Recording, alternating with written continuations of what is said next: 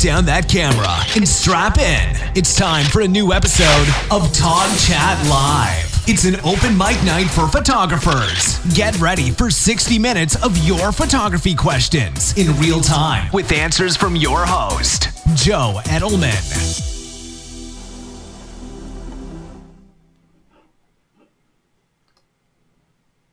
Hey gang, I am here. How you doing? Sorry that I'm a minute or two late here. I was trying to get some things together for you guys, and I won't lie, I was actually just like goofing off having a sip of soda. So listen, great to see you guys. I hope that you all had a great week and a wonderful weekend. So tonight we are going to start off with our 10-minute topic to begin the night, and it is going to be about a very divisive topic. So my headline, if those of you have seen the title of the video tonight, is, please, can't we all just get along? Now, I'm sorry for borrowing a quote from such a serious topic, but it really applies, and I've been seeing so much of this lately. So to give you a little background, this weekend, a lot of you know, I was in New England, Massachusetts to be specific, at the NECCC, which is the New England Camera Club Council, at their 72nd annual photography conference. So on the upside, I got to meet quite a few of you in person, face-to-face, which is always a lot of fun. I got to spend 3 days living, breathing, thinking, eating, drinking, talking photography with other amateurs, other professionals, National Geographic photographers, Pulitzer Prize-winning photographers that were also on the speaking docket with me, some incredible people, but it was all about learning. It was all about furthering our ability as photographers. And yes, here we go. Canon, Nikon, Sony, Panasonic, Olympus, Fuji, Tamron, and Sigma. They were all there, as were their reps. And oh my God, you should have seen it. The Canon people were sitting right next to the Nikon people. Now those Sony people, they stuck them around the corner because you know how that goes. But they were right next to the Panasonic people and the Olympus people. And here's the thing. I did something that I thought would be funny. Little did I know that I was going to light a fire by doing this. So on the first day of the event, I started my morning out teaching a social media workshop, and that took me up until about noon. And when I got out of the social media workshop, I went downstairs to where they had their little mini expo set up, and I walk around the corner, and there's the Sony table and all the nice little Sony things sitting on it. And sitting all alone, all by itself, was a Sony A9, just waiting to be picked up and touched. So I had one of my former interns with me, Margot. She came along to help me out this weekend and also to attend the conference. So I grabbed her by the arm. I said, come here, you've got to take a picture of me. And I handed her my phone. I ran up to the Sony table, picked up the A9, and she took a picture. And I put the A9 down. And of course, as I'm putting the A9 down, the poor Sony guy, I realized he's sitting at the table looking at me like, what the hell is he doing? And I just walked off. I didn't even bother telling him what I was doing.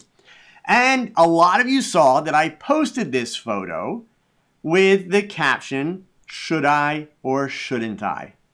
It was a joke. If you've listened to many of my live shows, or for that matter, watched my videos or seen any of my live check-ins on Facebook, you know I'm a Nikon guy.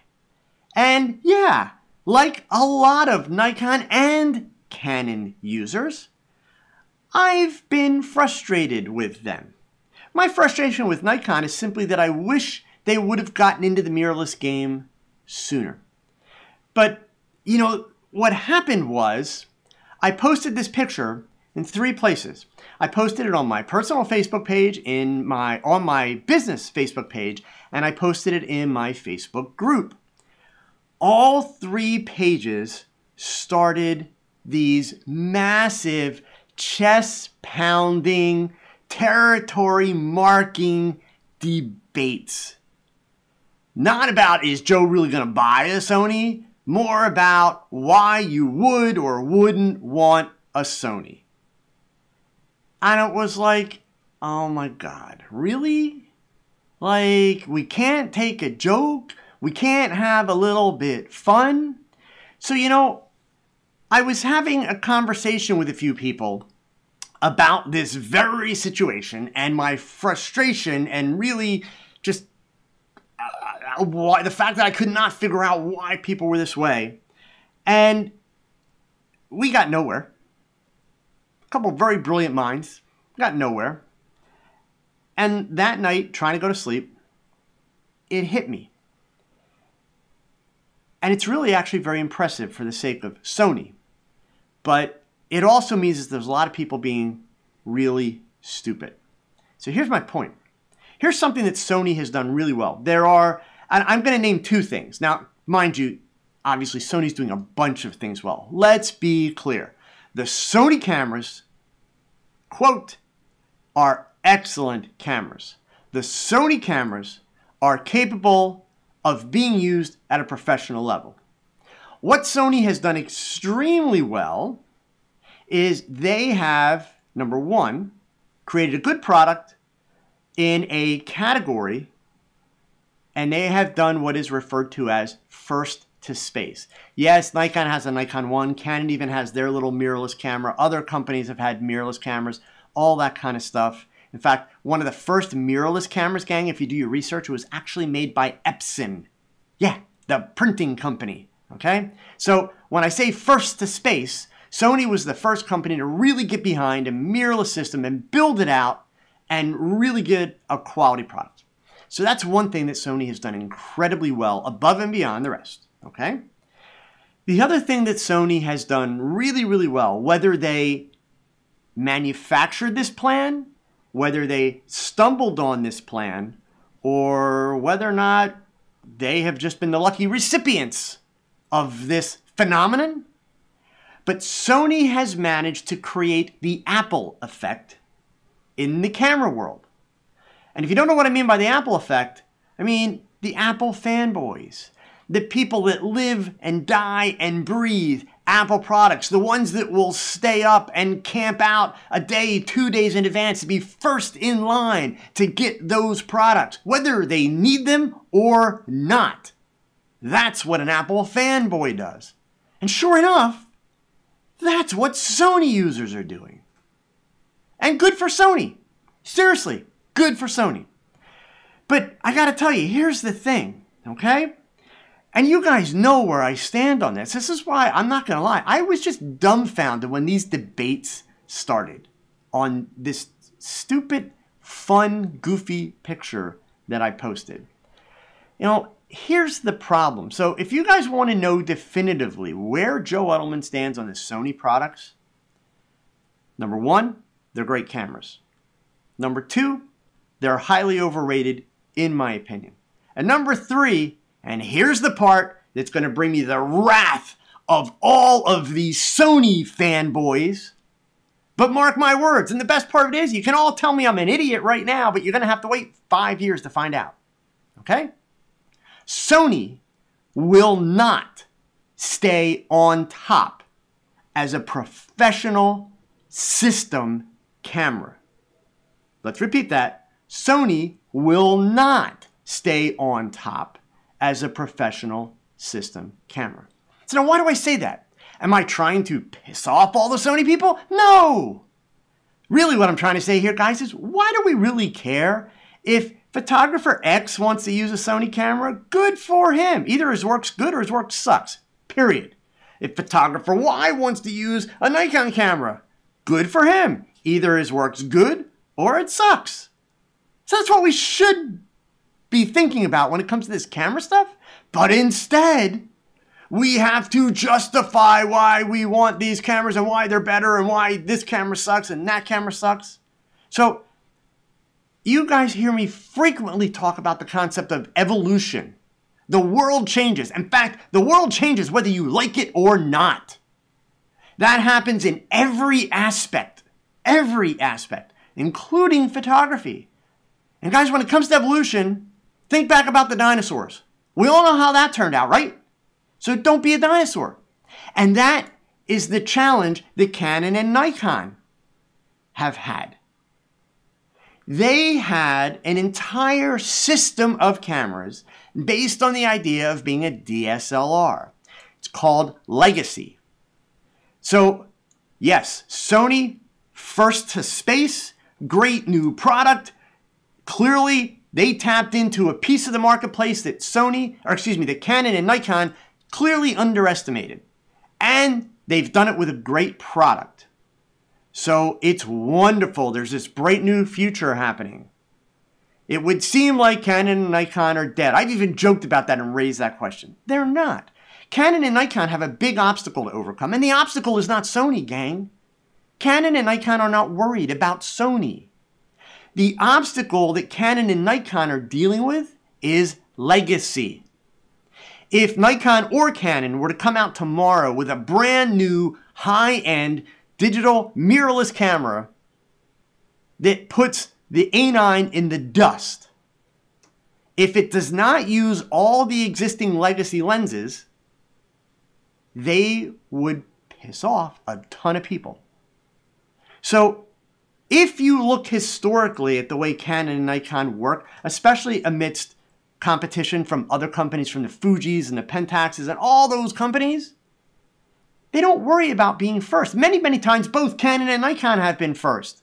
Go do your history research. Nikon has frequently been first with a high-end product. That doesn't matter because, of course, all we care about is what have you done for me lately, right? But here's the thing that you Sony people need to be worried about. Since we're talking about history, I want to point out to you Sony diehards, the ones that have the earplugs in, that will only listen to what Sony says and thinks, will only consider Sony, and who dumped all your Nikon or your Canon gear because you thought these two companies are losers and Sony is the future.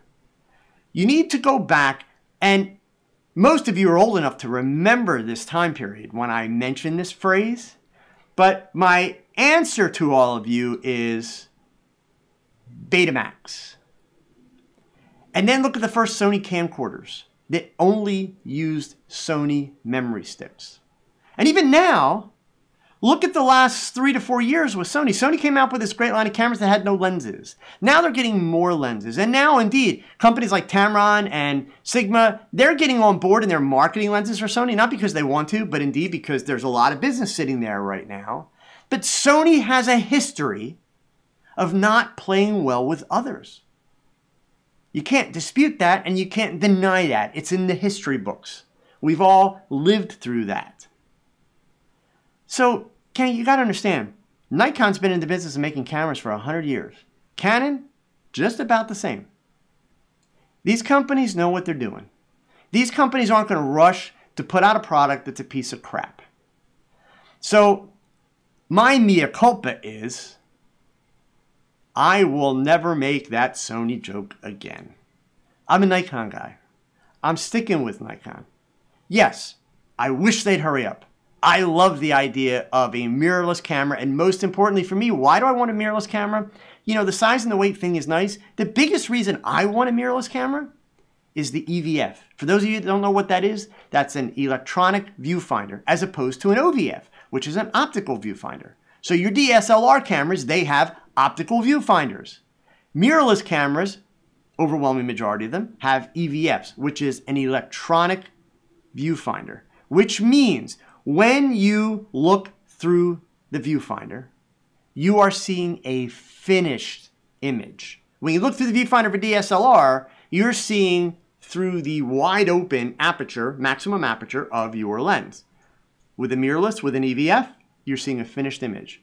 What that means is while you're running the controls on your camera, you are making changes, seeing the results immediately, and you know as you press the button that your exposure was good or bad. That's what I'm excited for. And I'll even tell you guys, because I've used the Sonys, I've handled the Sonys, I've owned Sonys, I am a Nikon guy. The Panasonic GH5, when it comes to the controls on the outside of the camera, where they are and how they're laid out, makes Sony look like a toy camera. Because the ergonomics on that GH5 and where the controls are sweeter than anything I have ever touched. They're just perfectly placed. So the bottom line, gang, all right? You know, most of you come to YouTube, come to Facebook, come to my group so that you can help improve your photography.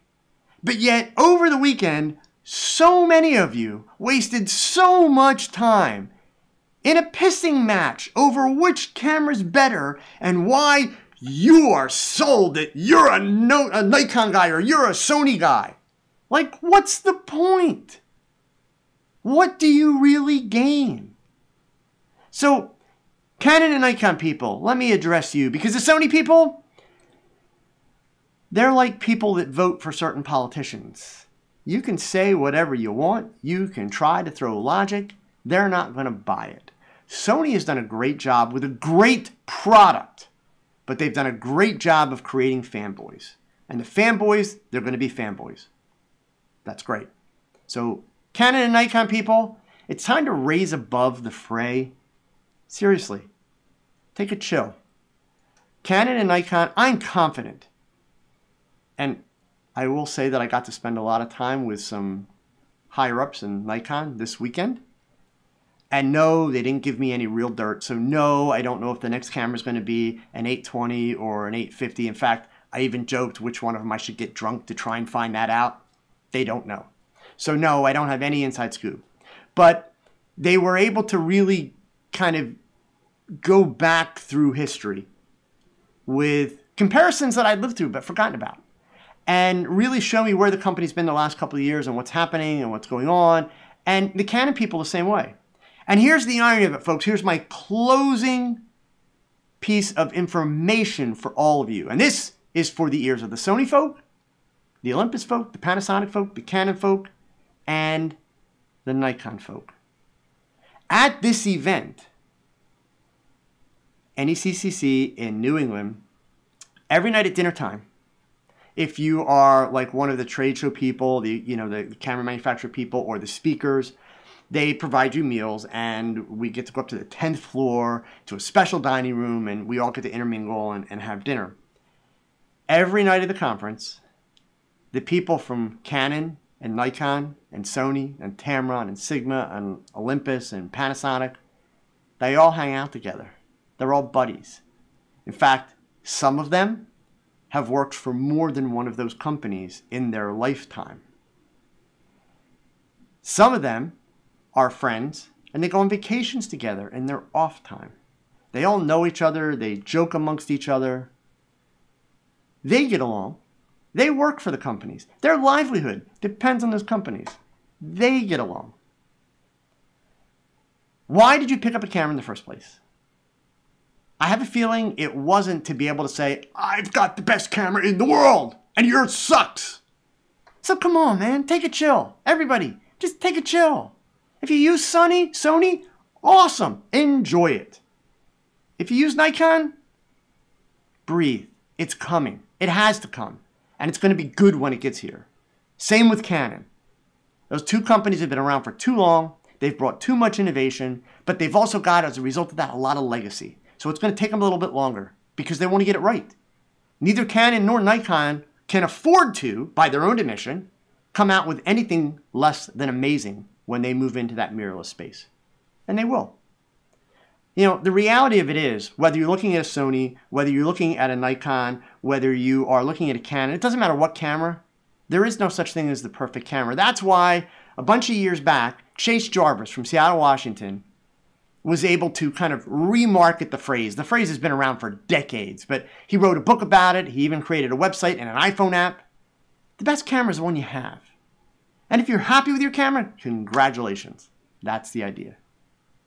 So, that being said, gang, it's time for Q&A. That's my point.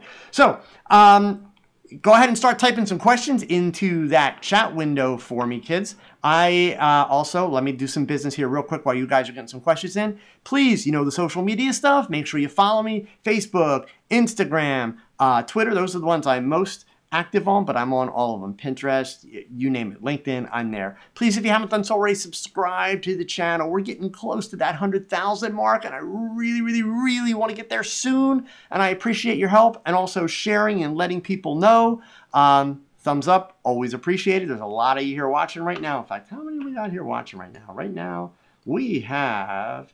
Where are we at? We got about 173 people here right now. So it would be great if we could get 173 thumbs up. It'll only take you a second. And I promise you don't have to push hard. It's really, really pretty easy, right? Okay.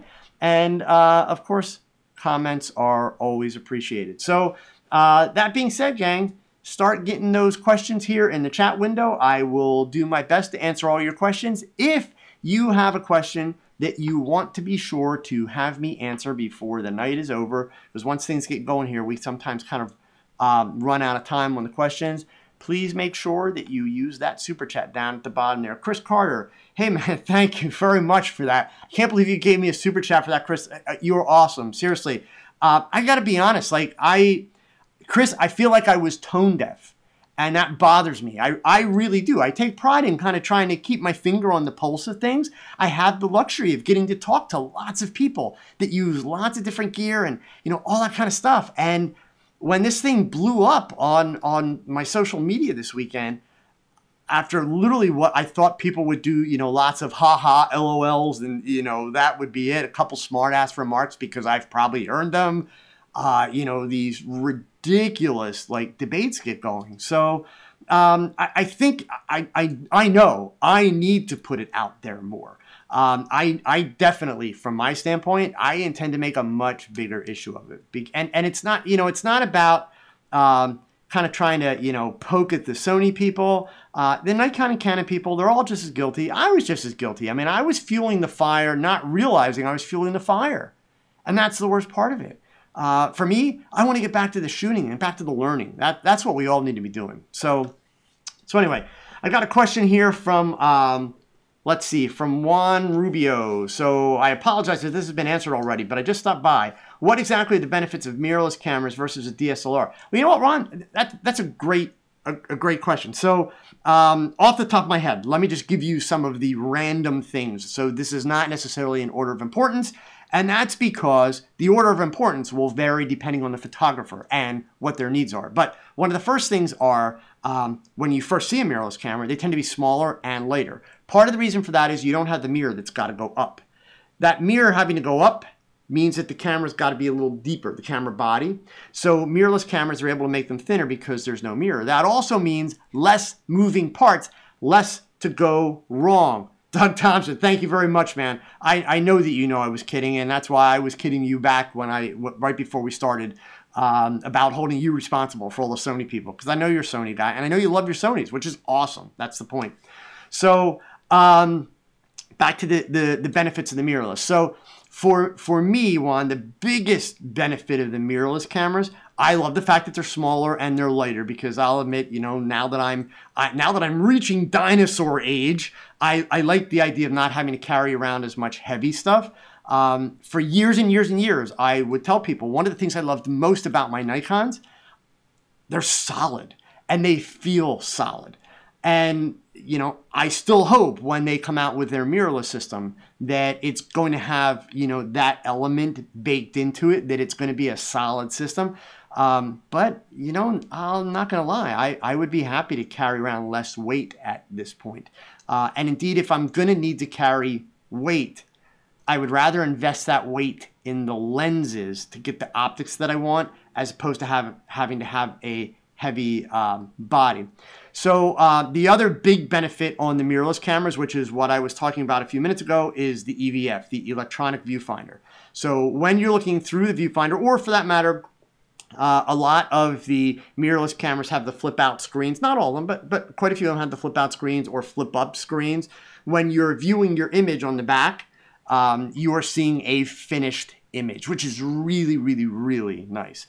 Beyond that, the mirrorless cameras, depending on the brand, depending on the model number, depending on the manufacturer, brand, sorry, they come in anywhere from like a little 1-inch sensor on those Nikon 1s to micro four thirds, which you'll find in the Canon, in the Olympus and the Pentax lines. And then in the Canon and Nikon and the Sony, you've got the APS-C cameras as well as full frame cameras.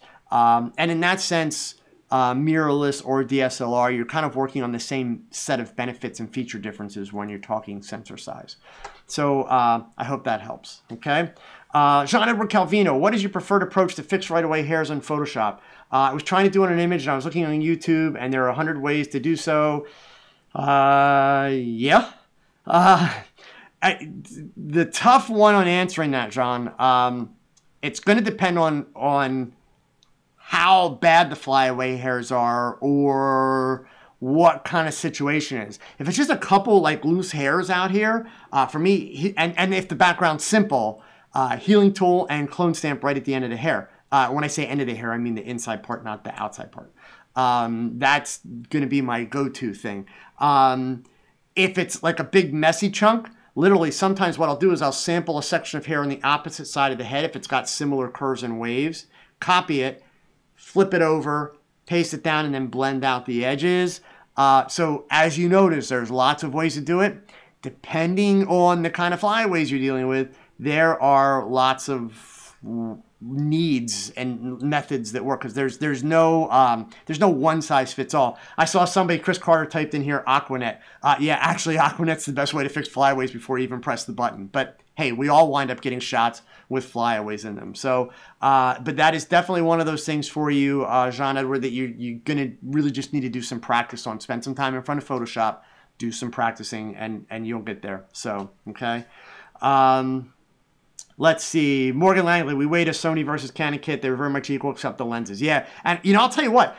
This weekend, actually, my former intern who went with me to help me with my talks and that, Margot, she's a Canon user, and she borrowed. Of course, I don't remember what focal length. It's not the 17 to 24. It's their wide angle zoom. It's like an 11 to 24 or something like that. So Canon shooters, please don't get mad at me, but it's a really wide zoom. That thing weighed a ton. Like I asked her if I could take a look through the camera. She handed me the body. It didn't have a battery pack on it. It was like just a body. It was like one of the 5D Marks, whatever's, you know. And like I picked this thing. I'm like, oh my God, like it's a brick. So yeah, I mean, but at the end of the day, there's a lot of value to that solidness. I will admit, I thought it was a little excessive in the weight, but hey, if you're used to it, like, you know, not really that big a deal. So, Clint James, how do you fix dry skin, tiny weight flex in post? Spot healing would take days and kill the texture. I tried your shiny skin method, no avail. I don't use spot healing, but I use the healing brush. And I'll just make it really small. Set your hardness to 100% always when you're doing that, okay? And it does take a while. So really the way you're going to fix that dry, flaky skin is with lotion before you shoot. Make sure that you're giving your subjects, your portrait subjects or your models, prep information so that they are coming properly prepared and so that you're not dealing with a lot of that. But other than that, that's the kind of thing, because the problem is that skin and the amount of the flaking is going to be so random. Even on one person, it's going to be very, very random. So to run it through a software process, like you could, you know, you could use like Imagenomic Portraiture or even, what's it, Portrait Pro. And they have the, you know, those kind of actions that they basically run that are going to kind of soften everything and then sharpen it back up again. But then everything just looks like really fake. And you could use frequency separation to work on that as well. But that's still going to be a very lengthy, very detailed process. High-end retouching, gang, is time intensive. And that's why you guys have heard me talk about, as long as I'm on my soapbox tonight, right? You guys have heard me talk about before. I'm finding in my Facebook group especially, I talked about it this weekend in my talk, we are developing a generation of Photoshoptographers. And, you know, I'm all for evolving, but I'm not so sure that that's a good thing. And I find that kind of very, very disappointing, because what it means is we've got people that are not mastering the skill sets of photography, but they are hyper mastering the skill sets of Photoshop. So I congratulate them on their mastery of Photoshop, but I find it really, really unfortunate how much time they are wasting that they don't need to, because if they were getting the stuff right and doing the right things in camera, they would have so much less work to do afterwards. So unfortunately, that flaky skin is going to be one of those things that you have to, you have to put in the time. You have to, keep on it. And, gang, I'm sorry here. Whoop, there we go. Let's go ahead. We'll switch over to the screen here. I meant for you guys to be able to see the chat window, and I apparently did not get that set up properly. Just a quick little piece of business here real quick before I hit the next question. A lot of you guys saw this beauty dish tutorial that I did. If you are a person that likes to read, you can read that article on my website. It is there. Or, of course, you can watch the video online at YouTube. It is available there for you. Okay? So, let's see, what else do we have? EW Images. What's the best way to meter off-camera flash without a light meter? Chimp. Take a picture. If you're not working TTL, so since you're asking about metering it, EW, I'm going to assume that you mean like, using flash manually. Simply chimp. Take a test shot. Most flashes, if you want to do the math, if you're good with math, you can look up their guide number, which the manufacturer will tell you, and you can figure out exposure that way based on the guide number. I suck at math, so that's never happening with me. I'm simply going to do a test shot. I'm going to do a test shot. I'm going to take a look at my image and say, that's looking like it's about 2 stops overexposed. You don't have to be exact in your evaluation. Okay, the more practice you get, the better you'll be at that evaluation. But I'm going to say, okay, it looks like it's about 2 stops overexposed. I'm going to stop my lens down 2 stops. I'm going to take another test shot. Boom. And I will go from there. With a very little bit of practice, you can get to the point that usually within 2-3 frames maximum, you can work out the proper exposure for your flash just by chimping. So, but honestly, that's how I would approach it. So, let's see. Mitch McCoy, you did the DIY beauty dish with a shoot-through umbrella. Fun, liked it, learned a lot. Awesome, man. I'm really glad. Again, there is a difference. The beauty dish does have just ever so slight a bit more pop and ever so slight a bit more of a crisp edge. But for somebody on a budget and for somebody just starting out, the shoot-through umbrella version is so much easier, much less expensive, and it's really actually forcing you to pay a little bit more attention to lighting than saying, let's just go out and buy the biggest, most expensive fancy modifier and then hope that we can figure out how to use it, because the modifier itself is not going to create good light. And as I mentioned in the video, it's a lot harder with a beauty dish to create good light. Beauty dishes, ironically, they're kind of an oxymoron in terms of the way they're named, because they don't really make beautiful light unless you use it properly. That's the key. So let's see here. Let me scroll back up and see what we've got here for questions. Best light meter, we did that one. Let's see. Morgan Langley, when I shoot in the studio, what is my preferred focal length? If I'm shooting a portrait, head and shoulders, or even a traditional kind of bust up portrait, I'm going to work with a 100 millimeter lens. My second preferred focal length will be an 85 millimeter lens. I shoot primarily in primes. I don't own any zoom lenses at this point. I did for many years. After I made that brief switch to Sony and came back to Nikon, I decided I was going to go with all primes, really just to force my technique, get me to pay a little bit more attention. So initially I went with the 85 because that's the lens that I've used for years and years. And even when I was using a 70 to 200 millimeter zoom, I usually was right around that 85 to 90 millimeter focal length. But you guys have all heard me talk about that Tokina 100 millimeter f2.8 lens. Love that lens. That is my go-to lens for portraits. For full-length shots, if you've seen the video, you know that I have a relatively short studio, 25 feet end to end. Okay, so if I'm doing a full-length shot, generally I'm going to be at like 60 to 70 millimeters maximum. Occasionally an 85 millimeter if I've got my subject right against the background, which I do sometimes do. So that's usually where I'll be at for studio stuff. So, but it does depend on exactly what type of shot I'm doing. Okay. So Richard Oliveira, what's my opinion on UV filters? I would say that they are great. If you're old enough, you remember a filter called a skylight filter. I don't even know if you can buy skylight filters at this point. You probably can. But skylight filters were basically a clear piece of glass, and manufacturers like to tell us they did something and helped us, but no, they didn't do a damn thing. They were just for protection. You automatically put a skylight filter on your camera to protect the lens. Then UV filters came along, which essentially are clear filters, but they do have the ability. The best example I can give you, if you're like photographing mountains off in the distance and you get that like bluish haze over the mountains, UV filters help cut through that haze. Not as well as a polarizer, but they help cut through that haze without any reduction in light intensity. So that being said, UV filters became the standard. Obviously, anytime you buy a camera, they try to sell you a filter to protect the lens, which is a great idea. Over the years, you now have UV filters that are considered high quality UV filters that even for like a 52 or 55 or a 58 millimeter filter, which they're kind of your middle ranges of filter sizes, you're going to spend easily $100 on that UV filter. So before somebody asks that question, let me explain. Do I buy those really expensive ones? No, I don't. I don't buy the really, really cheap ones either. I buy kind of the middle price ones. I usually wind up spending $40, $50 on my UV filters. I don't have a preferred brand. I literally don't. If I'm buying a lens, I go see what's available and I get a middle of range one.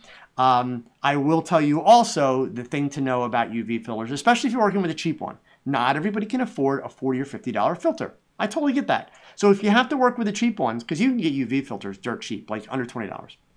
If you got to work with a cheap one, just know that there are going to be times where since that less expensive filter is not coated and it has a thicker glass to it, if you're working in a heavily, I'll give you one example, a heavily backlit situation, there's a good potential that you're going to have light come through that filter, hit the front of the lens, bounce back to that filter, and since the filter is not well coated, it's actually going to create glare coming into your lens. So it will suddenly give you much more of a glow than what you wanted and also make things look really, really, really soft.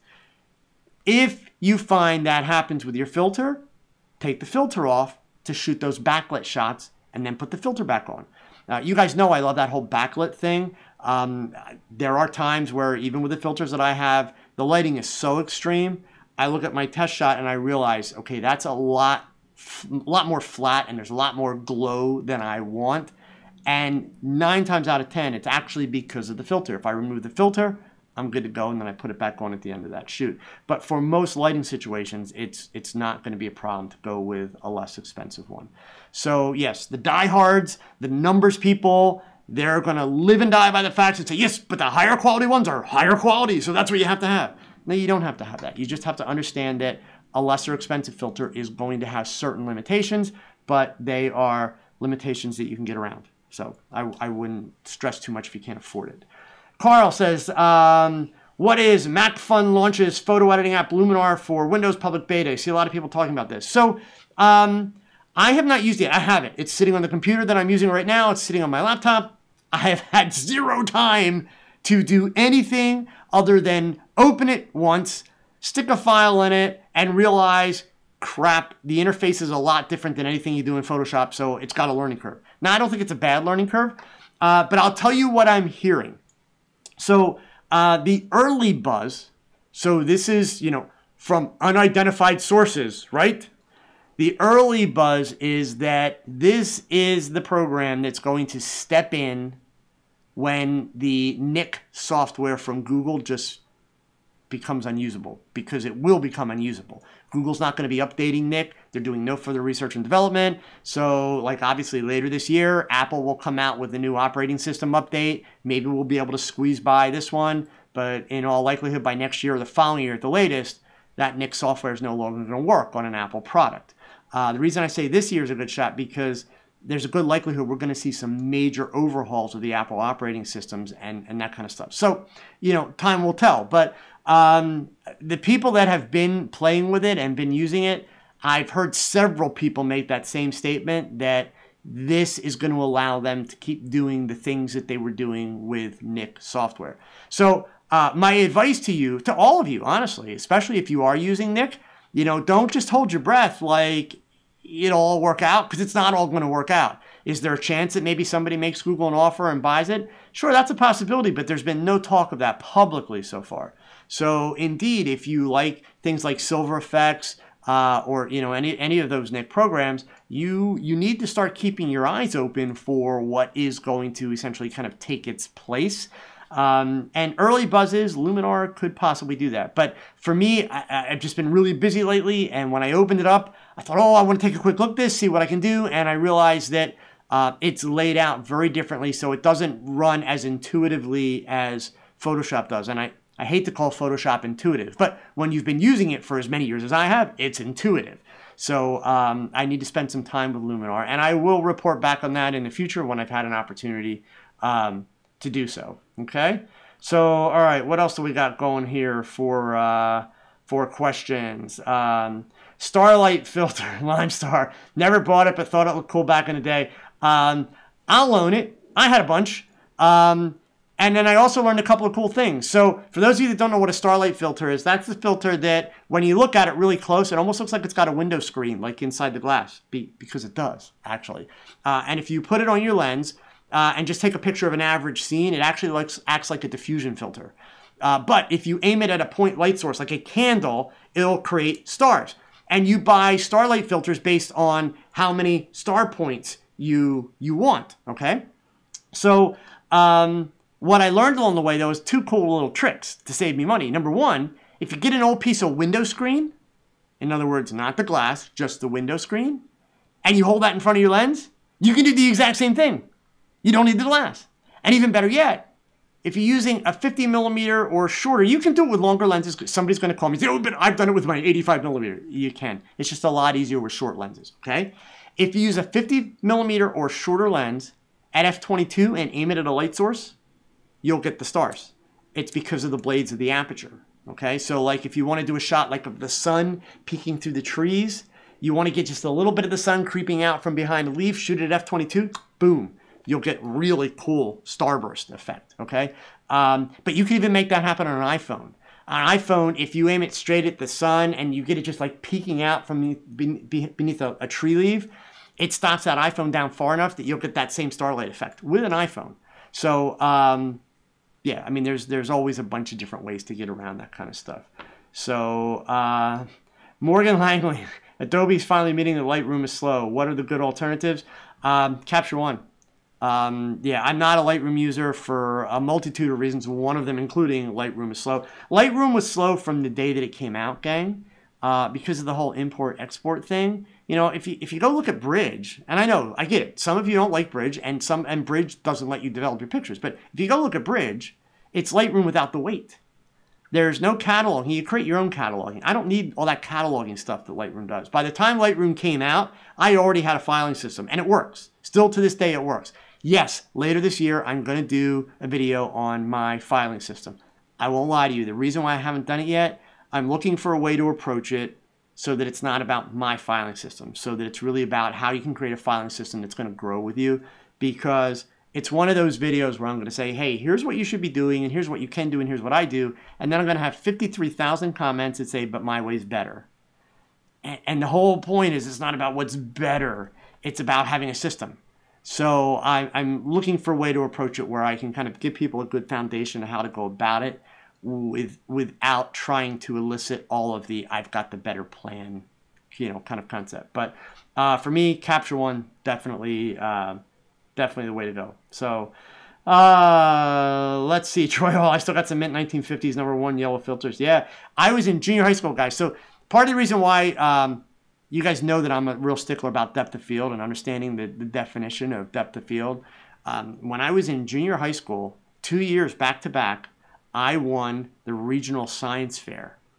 And the first year, it was about filters and their effects on black and white film.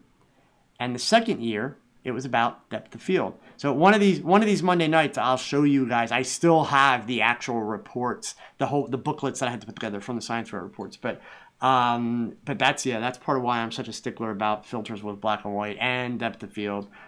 Because yeah, when I was in junior high school, I studied that stuff inside out and backwards. So let's see, where are we at here, gang? I saw one here. Nissa, what are the best sites to convert your photo file size. So I think you mean what are the best sizes? Nissa, I'm actually, you know what? I have a feeling I'm going to go off on a completely wrong tangent there. Nissa, give me another comment. When you say best sites, are you looking for a website that's gonna modify the file size of your photo, or are you asking specifically what are the best file sizes? And if so, is it for specifically for certain sites? Okay.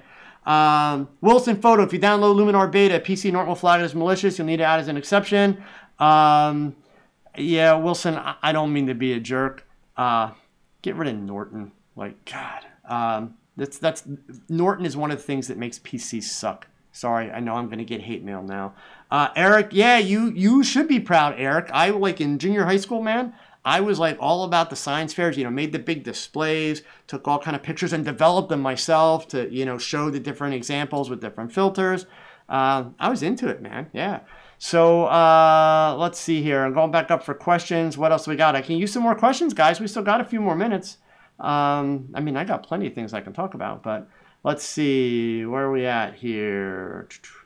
Trevor Rao, with Bowen's going to liquidation, I wonder if it will be a good time for Policy Buff to move back into the European market.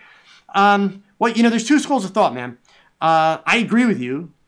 I don't think... And I don't know. So, you know, again, this is just Joe working from experience, but there's an end game here.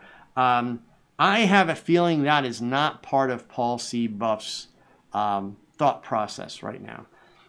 So my recommendation is, when I did that Digibee video, it brought to light, not only to me, but to a lot of other people, the fact that you cannot get Paul C. Buff products outside the U.S., but what it also did is it brought to light to the company, Paul C. Buff, that there's more demand for their product than they were aware of.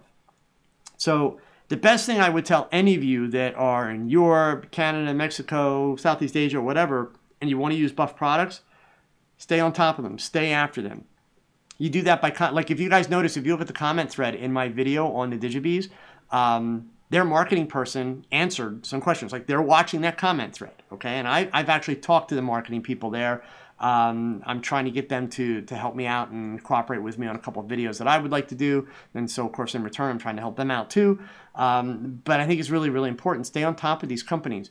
One of the things that I'm finding, the more that I'm gaining inside contacts and meeting people that are in the marketing departments or a lot of these equipment companies and accessory companies and that, it is a challenge for all of them to really stay in tune with what the market needs.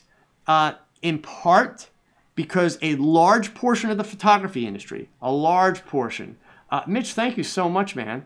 Oh, and he's got a question too. Oh, no, he doesn't. What? Awesome. Mitch, really, I really, really appreciate your comments. Thank you, and I'm glad it's helping. I appreciate it. So I'm finding as I talk to more and more of these manufacturers and various companies that they really have a hard time kind of staying in touch with what the market really wants. And part of the reason is, for many, many, many years, a lot of these companies were able to just kind of go along and do their thing, and people were just buying this stuff like crazy.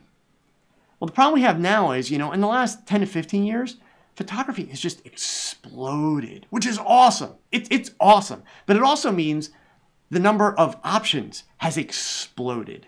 And so a lot of these companies that have been around for decades, who produce really, really good product, companies like Canon and Nikon, but even companies like PhotoFlex. You guys know that I'm a PhotoFlex light leader.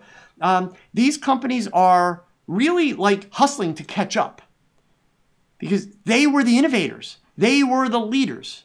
And for a lot of years, these companies kind of fell into disrepair. That's why even, you know, for instance, with PhotoFlex are now owned by a company called ProMark Brands, who, as a company, ProMark is working very, very aggressively to breathe life back into not only PhotoFlex, but Smith Victor, Speedotron, Novatron, all these companies that they were the top of the heap companies. They were the companies that were the innovators. They were the companies that really brought us forward. So these companies they're not going to go away, but they're playing catch up right now. And the good part of it is the way I look at it, and PhotoFlex is the perfect example. These are companies that are grounded in the right values, and they understand the importance of equipment that really works, equipment that you need, equipment that is really going to serve a purpose. These are companies that aren't building stuff just to build it and aren't creating stuff full of tons, loads of bells and whistles just to get people to buy stuff. So it's a challenge. Buff is one of those kind of companies. So, I think the most important thing that you guys can do is keep after them, keep letting them know, keep pushing them, because the one thing I'm very confident of, and it comes through loud and clear with all of the interactions that I've had with Buff, is that they are committed. Just because the man, Paul C. Buff, passed away a few years ago, that company's not going anywhere. That company's still innovating. That company's still developing product. They've got a great future ahead of them. That's why I recently bought a whole bunch of their gear. They didn't give it to me. I bought it. So, I totally believe in them. Okay. Let's see. Jana Calvino, PhotoFlex, bad presence in the Netherlands. Yeah, and they're working to fix that. It's one of those things. It's going to take a little bit of time, but I think you'll be pleased. You're going to see a lot more of them coming up in Europe, not just in terms of their online marketing, but also, a retail presence, that type of stuff.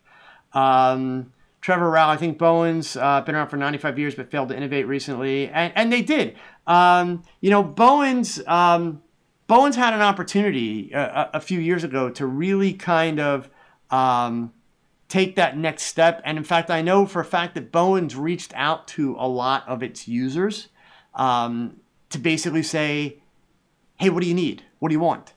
And I know for a fact also that a lot of the feedback they got was system type strobes, basically what Godox has done. And instead, Bowen's decided to come out with kind of a whiz-bang cool looking flash and didn't really innovate or add features, and certainly didn't want to come into a system type setup, and it really cost them. So Eric, talking about Paul C. Buff's customer service, their customer service is like the best. It really is. In fact, I'm not ashamed to admit it, because this kind of stuff happens.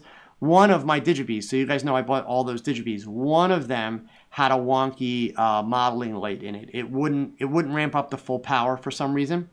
I'm lazy with that kind of stuff because I hate having to ship stuff back and forth. So it's 60 days full replacement, and then it's got the 1 or 2 year, I think it's a 1 year warranty. I called them at about 65 or 70 days. And really, I didn't even know that was the case, because I don't pay attention to that stuff. I should. They pointed out to me, it's like, oh yeah, you bought that it was 65 or 70 days ago, but don't sweat it. We're just going to replace it. And literally what they did is they sent me the return stuff for UPS that day so I could print it out. As soon as I dropped the box off with UPS and it got scanned, Buff put the new unit in the mail. They didn't wait to get my old unit. I could have been sending an empty box. As soon as I put my box in the mail, theirs was shipped. So literally 2 days, the whole transaction, 2 days, I had my replacement Digibee. It was great. So a lot of companies could learn a lot from the way Buff does their customer service. They really, really could. So Kelly Bentz, if you're coming east the end of September, maybe I'll make a trip out to California. No, I'm just kidding. Check in with me offline as we're getting a little bit closer than that. I would love to meet up with you if you're coming out this way. Okay. So what else do we got here? I saw some other questions go by. Roderick McLean, when will camera manufacturers acknowledge that our phones are better high resolution touchscreens than they use, and just stop putting them on the camera and just provide a better interface?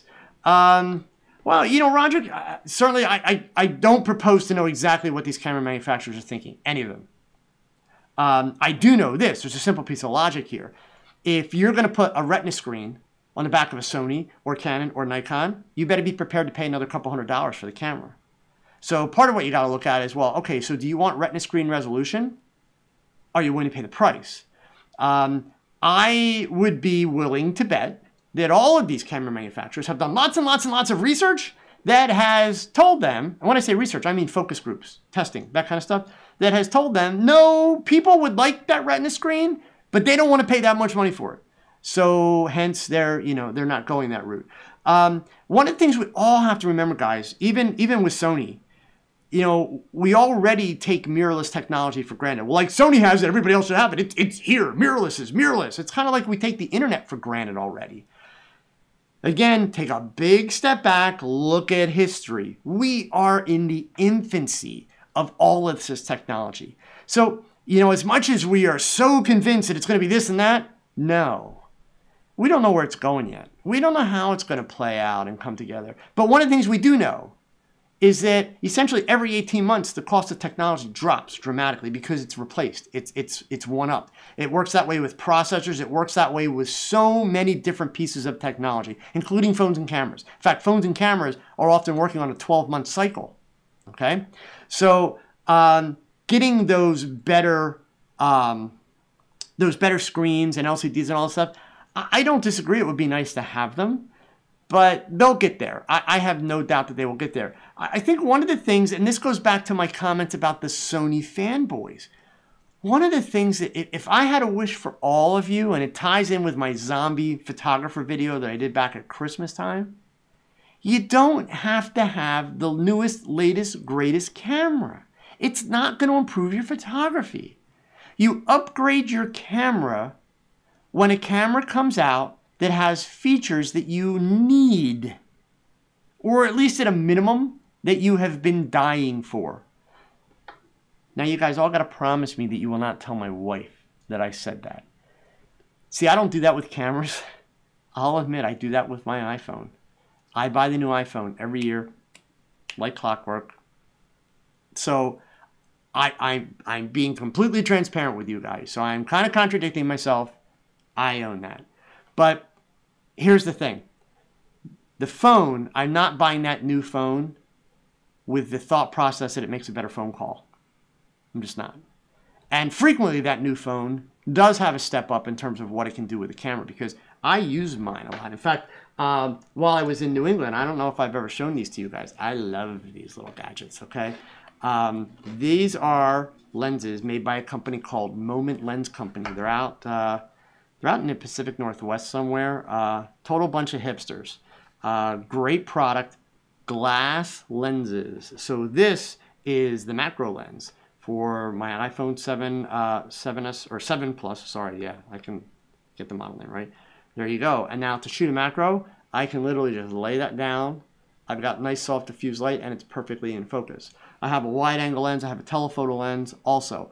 So I do upgrade the phones because I'm an Apple fanboy, you know, in that sense. But with a camera, if that camera's not going to do something for me that my current cameras aren't doing, then what's the point? You know, and I said it before. And believe me, I again, as I clarified tonight, I'm a Nikon guy through and through. It's not going to change. It's simply not. Not at this point in my career, okay? But Nikon's indeed probably going to come out with an 820, a D820 or a D850 this year, whatever they label it. In all likelihood, I'm probably not going to upgrade to this camera because I don't have a need. In fact, I'm about to buy a D500 because in part, I want to have a crop sensor camera available to me so that when I'm doing stuff for YouTube, I can create samples from a crop sensor and also a full frame. And then I have my Panasonics for the Micro Four Thirds. So that's part of the reason why I'm going to get the D500. But I can't imagine any features based on, of course, all the rumors we've heard. I can't imagine any features that are going to make me, you know, rush out to buy that new Nikon. But that doesn't change my feelings on Nikon. I mean, it's still, I love the way they're laid out. I love the features. I love the durability, the reliability, all that stuff. Any company that's been around for 100 years is going to have some missteps. Sure, Nikon's had their missteps, as has had Canon, and as has Sony, and Sony will have more. But if I'm looking at the history of all three of those companies, Nikon and Canon hold the most promise for me as a professional photographer. Sony does not. That's just the history. So I hope I'm wrong in the future, but that's something that you all really ought to take a good look at. So Morgan purchased 2 flashpoints, traveled with a set in Italy recently, really impressed. I know they rebranded Godox. Yes. I would love to know why you needed high-speed sync, Morgan, but I'll take your word for it. So let's see. Let me go back here just to make sure I didn't miss any other questions. We got just a couple of minutes left tonight. And again, guys, just a quick reminder, if you haven't done it yet, please follow me on all that social media stuff. Subscribe to the channel. Hit that thumbs up. That's a big one. And by all means, feel free to leave a comment. Okay, so let's get back here, clear that out. And where we got? Anybody got a last minute question for me? Because if not, I can gladly, let me just go all the way back. I want to make sure I didn't miss anybody. So here, until somebody throws another one in, I'm going to tell you guys just one little story about the weekend. So one of the things that I had a lot of fun with this weekend, aside from, you know, getting to meet a lot of people that are both subscribers to the channel and who are also members of my Facebook group, which is always fun to be able to kind of get to put a face to the names. I got to spend some time talking with and working with some very young photographers, high school and college age folk, which is always a lot of fun. But when I go to these events, when time permits, I try to attend as many other talks as I can. So I had the good fortune of attending a talk by Bob Christ, who actually is a fellow Pennsylvanian, but he is a guy who for many, many years represented Nikon as a Nikon legend, but he is now a Sony artisan. He is a guy that made the switch. He's a National Geographic shooter. Big part of the reason why Bob made that switch is for the size and the lightweight. He's actually a little bit older than I am even, and still does a tremendous amount of traveling. And he is also very much a video guy now. He's doing more and more and more video and less and less and less stills at this point in his career. Got to see a talk from a couple other Nikon sponsored photographers. Also saw a talk from a Pulitzer Prize winning photographer. And for me, one of the great things about being able to sit in these talks is just really to be able to hear other photographers talk through their process and talk through their hows and whys. Because at events like this, you do get a lot of really, really good people really sharing the hows and the why stuff. Like this New England event in particular, it's not a razzle-dazzle event. It is a really learn about photography event. And you guys know I'm committed to that hows and whys concept. It's so important. So that being said, oh, somebody's telling me that Nissa clarified her question about file sizes. Let me scroll back here and see if I can find Nissa's comment about file sizes. I was wondering how to decrease my photo size, a faster way to upload on social media. Ah, Nissa, yes. JPEG Mini is what you want. Bear with me 1 second here, and I will see if I can find their website for you, and I will show it to you. I talked about this in previous videos. Let me show you. So I'm not sponsored by this company. I don't make any money by showing this. I'm giving them a free ad right here. I love this. It's, I believe, $100. Comes, you get 3 versions of it: a standalone version, a Lightroom plugin, and a Photoshop plugin. Does a tremendous job of compressing your files without any quality loss before you put stuff up online. So I would encourage you. It's jpegmini.com. I will put the link in the chat window there for you guys. Okay. So there we go. Trevor, thank you. So, all right, gang. So Troy question. How was the cool evening? Shoot anything? Nah, Troy. Actually, I shot like almost nothing except some iPhone photos this time. The folks in New England, they really are. They're great. One of the things that's fun about speaking at this event, other than meeting all these people, it's probably the most organized photography event I have ever spoken at in my career. Runs like clockwork. Everything starts on time. Everything finishes on time. They really take care of their speakers. But they were kind enough, since I was driving, and that when you speak at this event, you do your talk 3 times. You do it generally once on Friday, once on Saturday, once on Sunday. That way, when people are trying to figure out all the different talks they want to go to, if they have talks that, you know, collide with each other, they can go to one of them at a different time and make sure that they can see everything. So they were kind enough to schedule me for 1 talk on Friday afternoon That was after I did my 3-hour social media workshop, and then I did my other 2 talks on Saturday. So I actually left Massachusetts early yesterday morning. So the weekend for me this year was like crazy busy. I know last year, you guys, if you remember, I did a video from up there. I did one of my last frame videos. There was just no, no time for that at this point. So Stinko Pants, Stinko Pants says, how appropriate that you're a Sony person. I'm kidding. The fact that I can pick up the original A7 body for $850 is tempting for entering full frame. I would say to you, if you're a Sony guy already, if you have lenses, all that stuff, awesome. The one thing I will say when it comes to Sony stuff, gang, this is going to irritate all of the Jason Lanier subscribers and even some of the Manny Ortiz subscribers. I'm sorry, the idea of buying into a camera system, now a couple of years ago with Sony, this was the case. It's gotten much better. I'm aware of that, okay? But the idea of buying into a camera system with the idea that you're going to use adapters to use other lenses, that's just dumbass. Like, what's the point? Why would you do that? You are always going to get, I'm not saying the adapters, I'm not saying that you can't buy good adapters, I'm not saying that they don't work well, but you are always going to get better results with manufacturer OEM equipment. Period. Done. I mean, why buy a camera system and then have to buy a $300 to $400 adapter to get good quality to be able to use another company's lenses? Like, that makes no sense to me. I simply don't get it. And that's actually why I didn't stay with Sony. That was one of the 2 reasons that I didn't stay with Sony. So Trevor Rao, I would love to come back over to the UK. I have family in the UK. I am looking for an excuse. I need to get an invite. I either need to get somebody to sponsor me, or if they're looking for speakers and somebody reaches out. The good part of it is I can tell you guys, and I'm not able to share all of it, and I'll make this my last thing before I sign off. I was able to meet face-to-face with a lot of companies at this event. I had reached out to some of them and made arrangements to speak with them in advance. I was surprised. I can't name names, but one company that's kind of a really, really big deal.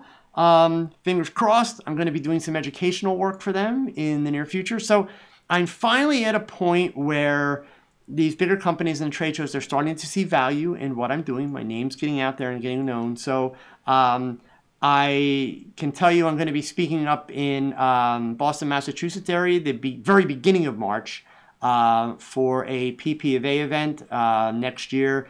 Next June, I'm going to be teaching at an event in Chicago, which I'll have more information for you on real soon. So I'm going to be out in Chicago for about 3 days. So, and I know what you're all thinking. Of course, Manny and I will get together and we'll do something while I'm out there for sure. I can't let a trip to Chicago go by and not go shoot something with Manny. There's a whole bunch of stuff coming down the road. Yeah, Trevor, if you know anybody that's involved in that show, and I will tell you guys, where a lot of these opportunities are coming my way, it's from you folks. People filling out surveys. A lot of times people go to a workshop or a conference and they ask you, when you're done your survey, it's like, who would you like to see here next year?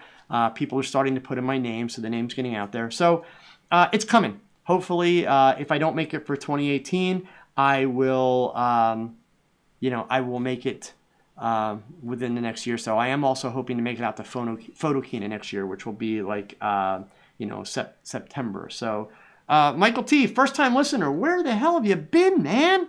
I'm glad you're here. So they happen every Monday night. 6:30 p.m. Eastern time. That's UTC -4. And basically I start out with kind of a 10-minute little talk or lesson, because there are some people that just prefer the shorter 10-minute videos. And then the rest of it is Q&A, just like we did tonight. So, Hector, believe it or not, statistically right now, Sony is on the top. Canon and Nikon will always rule. Sony's not going to stay there, like I said. And it's a bunch of reasons, which I laid out earlier. And I don't mean any of that to be disrespectful to Sony. I just don't. I just, let's face it, people are people. I can't tell people what to think. I just wish people would stop getting so worked up over the damn cameras and take that energy and take that passion and pick up the damn cameras and practice and shoot and improve their photography, because that Sony A9 is not improving anyone's photography. It's just not. The people that will benefit the most from the Sony A9 are the people that are already damn good with another camera. Those are the people that will benefit the most from the Sony A9. Okay? So anyway, gang, that being said, please have a great week. And actually, Trevor just reminded me of something here too. If you guys like what I'm doing and you want more of it, please check out my Patreon. It's at patreon.com/Joe Edelman. What Trevor's referring to in the chat window there is every Friday night, we do a Friday night Zoom chat, which means that the patrons are able to log in. We use the Zoom room technology, and with your webcams and with your audio, we all get to talk and chat face to face. And it varies from week to week. Sometimes we'll be talking about Photoshop stuff, and I'll answer Photoshop questions and do a little demo. Other times we'll be reviewing people's pictures. Other times we pick a member like Troy or Eric, and we just give them a hard time for the night. I'm kidding. We do a lot more than that. But seriously, it's a lot of fun. It's neat to be able to kind of meet the people that we're interacting with in these chat rooms and in the Facebook group, and we share photography knowledge. Okay? All right, gang. So listen, it is that time. Thank you all for coming out and spending the evening with me tonight. New video coming this week. Get ready. I'm not going to tell you what it is because it's kind of a fun one. So you're just going to have to wait and see. But I will see you guys back here next Monday night. So in the meantime, please don't forget, remember these words. Thanks for watching another live episode of TogChat. Now go pick up that camera and shoot something, because your best shot, it's your next shot. So keep learning, keep thinking, and keep shooting. Adios.